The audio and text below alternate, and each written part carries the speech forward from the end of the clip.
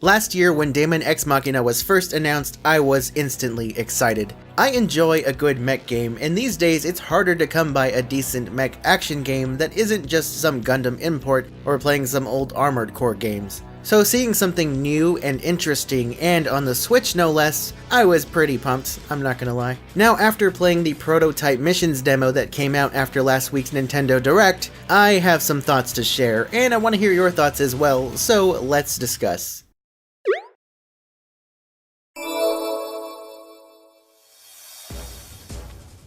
The demo opens allowing you to create a character which, while limited compared to some similar games to this, was still unexpected and nice to see. After some exposition, you can bring your pilot, or outer as they're called in this universe, into your first mission piloting your mech. Initial impressions upon starting are that the game kind of felt a little weird.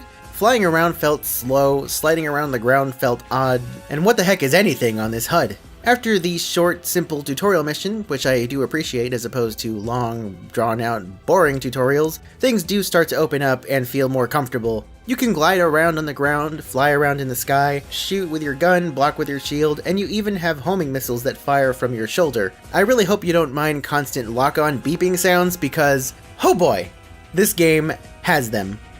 Your Arsenal OS will correct for any minor lapses in firearm. Once you get the hang of the controls, there is a lot of fun to be had. While the HUD and constant beeping noises are something I would consider to be a negative, or more just an inconvenient annoyance, once you look past that, the game is already shaping up to be a ton of fun. If you're into Monster Hunter, or rather the faster-paced Monster Hunter clones like God Eater, and the ever-wonderful PS Vita exclusive Freedom Wars, Sony, where's the sequel, then this game will start to feel familiar. While not a direct one-to-one comparison to those games, there are a lot of parallels and familiar mechanics for those of you who may have played those types of games. You go into your mission with an objective, you have AI companions, and you do the objective that I mentioned before, such as defending a spot from attackers, or the boss mission at the end of the demo where you fight this big thing. It really does feel like a Monster Hunter style game revamped into a modern mech game, targeting specific points on the enemy to break it to pieces. Enemies drop ammo, which is very important because you will run out by the end of a long battle if you don't pick up the ammo as you go. You can heal by blowing up these healing tanks and standing in the bubble, letting your health, or VP, recharge. As you take damage, your various parts will take damage as shown in the top left corner. Destroying enemy mechs lets you take parts from them to either replace your broken parts or keep them in storage for later.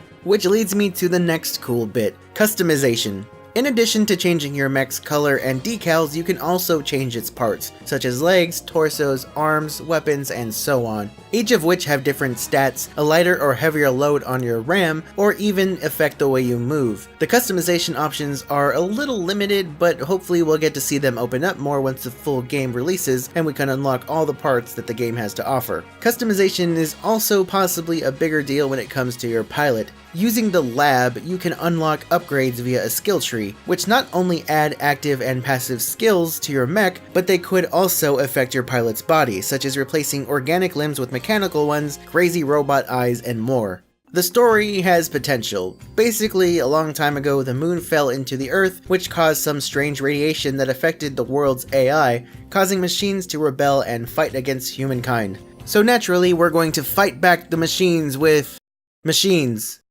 Surely nothing could go wrong. There are some conversations between missions with some interesting looking characters. Between missions, you'll also visit the hangar, which is where you do all the customization on yourself and your mech. It's a pretty cool looking hub, but it's very empty. There are NPCs you can't interact with, and it's basically a small room anyway. It would be nice to see this fleshed out in the full game with some exploration, interaction, and NPCs to talk to. Otherwise, if this is what we can expect from the hangar in the full game, it might as well have just been a menu screen.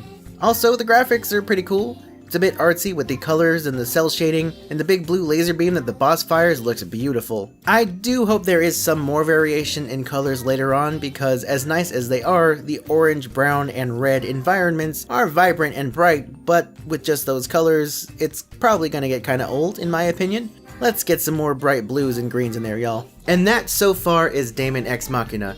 It's definitely got some potential, but I don't know if it's going to be any kind of Game of the Year material, but we'll see what happens as it comes along. I'm not really getting day one purchase vibes from it myself, but I definitely will pick it up down the line to see what the full game has to offer.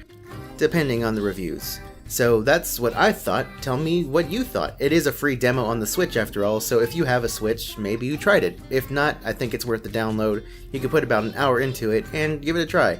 It is a good time and it's free, so hey, why not? And now in the meantime, if you'll excuse me, I'm gonna go play some Freedom Wars.